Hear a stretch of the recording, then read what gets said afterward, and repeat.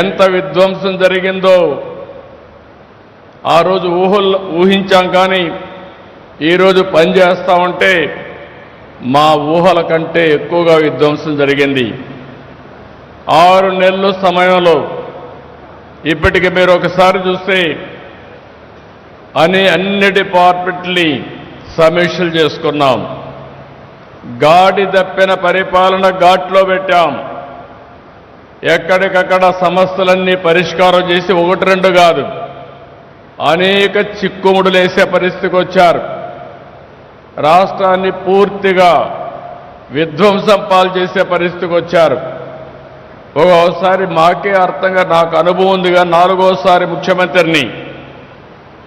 ఎప్పుడు కూడా ఇన్ని ఇబ్బందులు నేను ఎప్పుడు ఎదుర్కోలేదు. అన్ని ఇబ్బందులు సృష్టించారు.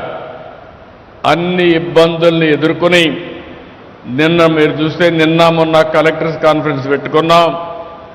6 నెలలైన వెంటనే మళ్ళీ విజన్ 2047 డాక్యుమెంట్ తీసుకొచ్చి ఈరోజు తెలుగు జాతికి భారతదేశానికి అంకితం చేశామంటే అది మాకుండే అకుంఠిత దీక్ష అని చెప్పి కూడా మరి ఒక్కసారి మీ అందరికీ విజ్ఞప్తి చేస్తున్నా. ఈరోజు మనందరం గర్వపడే విధంగా నరేంద్ర మోడీ గారి నాయకత్వంలో భారతదేశం ప్రపంచంలోనే ఒక శక్తివంతమైన దేశంగా తయారయ్యే పరిస్థితి వచ్చింది. 2047లో మన దేశం 100 ఏళ్ల స్వాతంత్ర భారత ఉత్సవాలు జరుపుకోబోతున్నాం.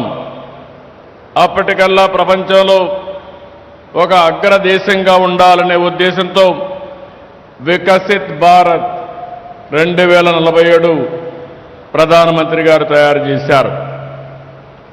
అయితే కేంద్రంలో ఎన్డీఏ ప్రభుత్వం వికసిత్ భారత్ 2047 పేరుతో లక్ష్యాలు నిర్దేశించుకొని ముందుకు పోతున్నారు.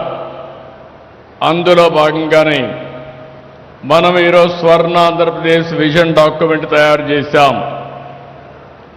నరేంద్ర మోడీ గారు కానీ మనందరి ఆలోచన ప్రపంచంలోనే భారతదేశం నెంబర్ 1 దేశంగా ఉండాలని, భారతీయులు ప్రపంచంలోనే నెంబర్ 1గా ఉండాలని మనందరి సంకల్పం. అదే సమయంలో నేను కానీ పవన్ కళ్యాణ్ గారు కానీ వేదిక పైన కూర్చున్న మా ఆలోచన తెలుగు జాతి ప్రపంచంలోనే నెంబర్ 1గా ఉండాలనేది మా సంకల్పం. అదే సమయంలో ఆంధ్రప్రదేశ్ రాష్ట్రం నెంబర్ 1 రాష్ట్రంగా ఉండాలని దృష్టితో ముందుకు పోతున్నామని చెప్పి కూడా నేను మీకు తెలియజేస్తున్నాను. ఈరోజు చాలామంది ఇక్కడ ఉన్నారు.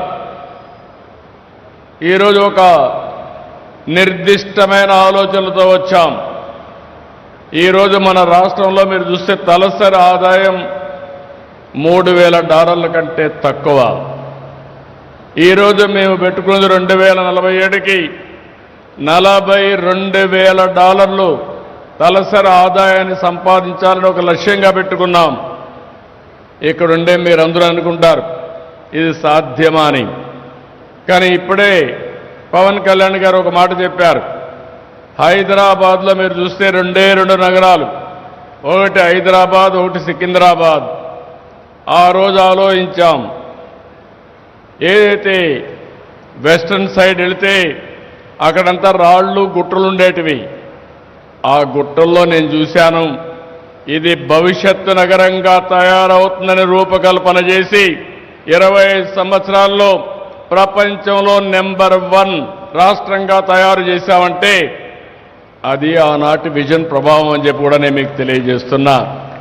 ఎప్పుడూ పవన్ కళ్యాణ్ గారు అంటూ ఉంటారు, సార్ మేము అందరూ రాళ్ళు చూశాం, మీరు మాత్రం అందులో ఒక విజన్ చూశారని.